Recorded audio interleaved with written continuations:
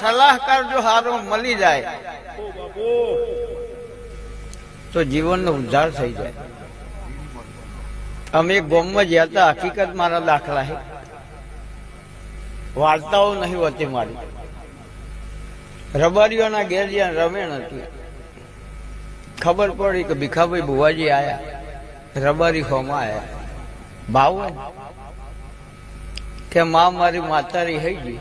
એટલે કીધું હાલ આયા, હજુ તારા ઘરનું પાણી નહીં પીધું, પણ આયા તો હસી જ બરાડા, આયા તો હસી જ રાખ કે માં આ મહેમાન જે આયા એ બધાને અમારે ખીર બનાવીને પાવી હતી. એટલે 200 લીટર દૂધ લાયા હતા. હવે આ ગામડામાં દૂધ મળે નહીં.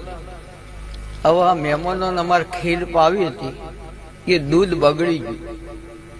એ જો અમારી માતા રીઘોણી ના હોત તો દૂધ બગડો નહીં.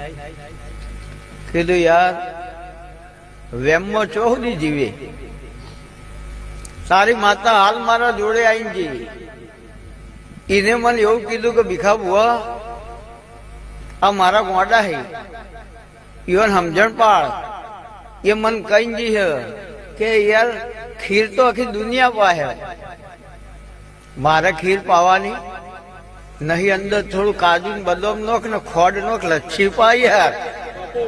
ખીર તો આખી દુનિયા પાસે, એટલે મારે ખીર નહીં પાવાની, મારે લચ્છી પાવાની. એમાં બગડી ગયું. એટલે સારો સલાહકાર મળી જાય તો યાર લચ્છી પાય ને કઈ બધું ઉકેડો મોકલો.